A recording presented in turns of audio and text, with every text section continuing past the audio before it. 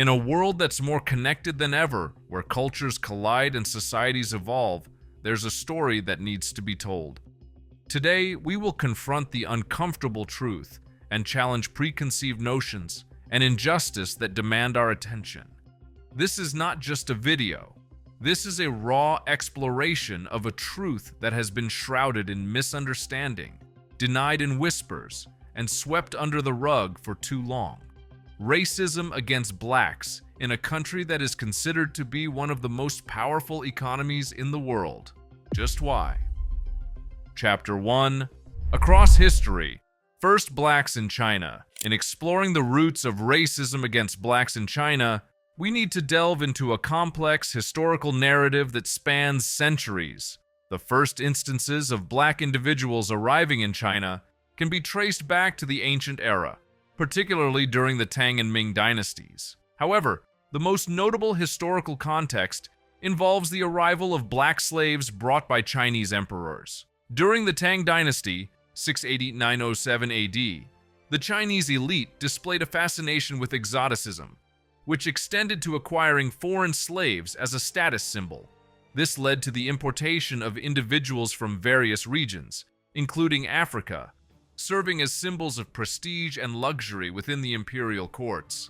While these instances did contribute to the early presence of black individuals in China, it's crucial to emphasize that their roles were often confined to the imperial courts, primarily as curiosities and symbols of status.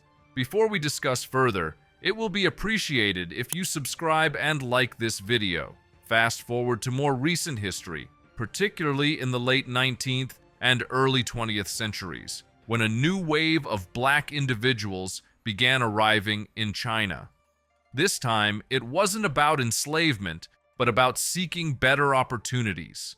In the early 20th century, Chinese ports like Shanghai became international hubs, attracting many black individuals, particularly from Africa and the Caribbean, who ventured to China seeking work, business opportunities, or education.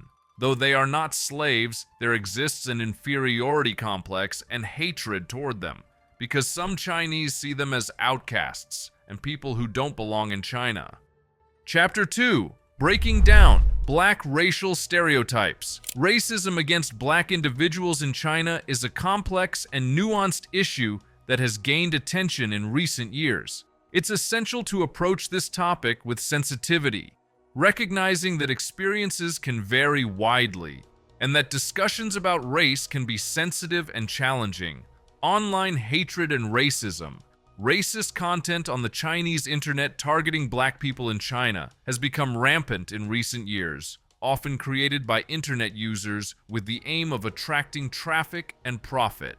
Human Rights Watch's analysis of hundreds of videos and posts since late 2021 shows that major social media platforms in China, including Bilibili, Douyin, Kuaishou, Weibo, and Xiaohongshu, did not routinely respond to racist content. Many of the videos and posts depict black people using offensive racial stereotypes. A common type of video created by Chinese social media influencers depicts Africans as poor and dependent, while Chinese people, often the content creators themselves, are portrayed as wealthy savior who provides money and provides jobs, housing, and food. Chinese people who support victims of racism in China were called traitors online. In April 2021, racist netizens criticized the sustainable development non-governmental organization China House for its programs to support Africans living in the Chinese city of Guangzhou. Comments included, "Dear volunteers, you have all worked very hard. I hope you all die. Traitor of the Han. Who is funding you? Your gang that supports the integration of black people into Chinese society. Who is behind it?" Another common type of racist content that comes under scrutiny is slurs against interracial relationships, interracial marriages. Black people who marry Chinese people are accused of contaminating and threatening the Chinese people.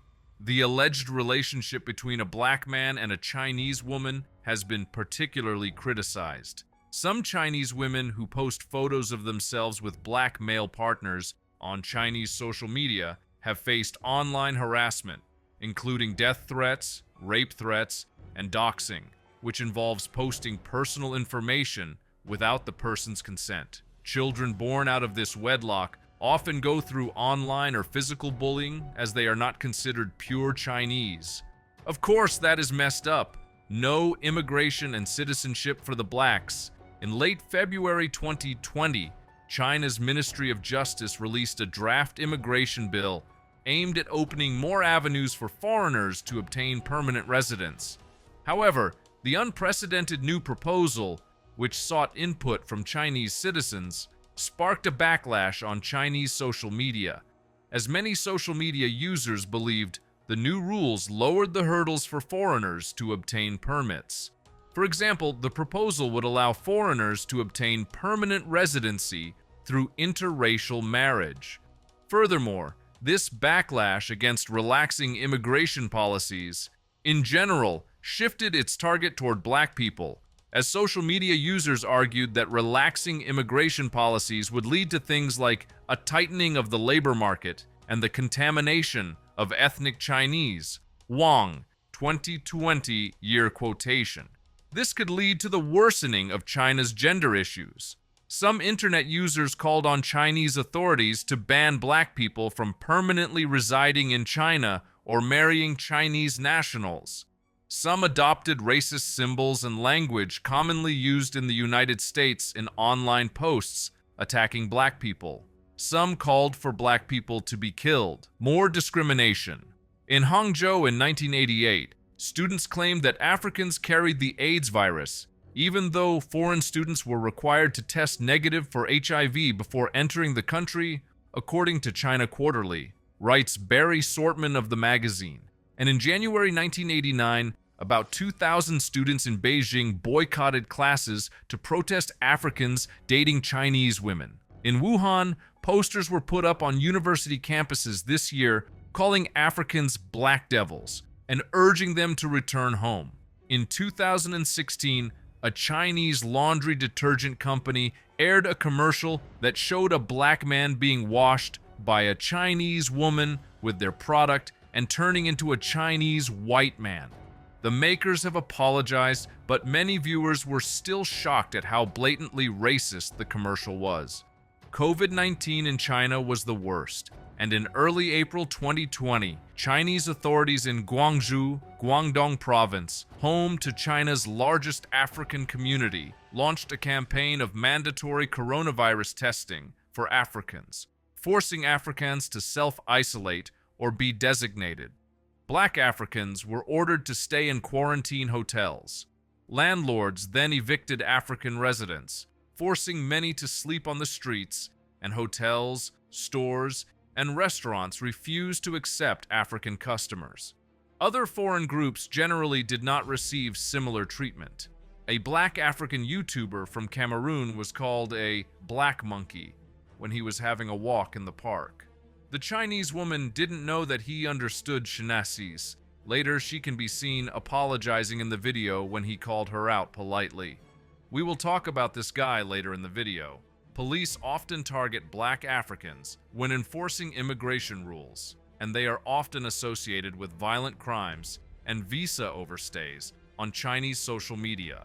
Some job advertisements explicitly exclude black people or offer lower salaries to African applicants. Some Africans report being paid less than whites for the same work. Many also said they had experienced being turned away by taxis, restaurants, and shops. Chapter 3. Is there hope? Fight against black racism in China. Despite these challenges, there's a positive side. The International Convention on the Elimination of All Forms of Racial Discrimination, ICARD, which China ratified in 1981, requires governments to prohibit and eliminate all forms of racial discrimination and to promote the rights of all people without distinction based on race. It requires that the government commit to ensuring the following: equality before the law, including skin color, nationality, and ethnic origin. The Chinese government has condemned racism in all forms and has shown a firm stance against it. Irrespective of the hate and racism, China has accepted a large population of blacks as the wealthy southern city of Guangzhou, nicknamed Little Africa, is home to Asia's largest population of African immigrants who come to China in search of business opportunities, prestigious universities, and a low cost of living. YouTuber Mike Ronaldo runs a YouTube channel named Black in China. He is the YouTuber about whom we talked earlier. He has been living in China for almost 5 years now, and in his videos, he shows the positive and friendly nature of Chinese local residents as he interacts with them in his vlogs. His videos are a testament that there is acceptance for blacks in China.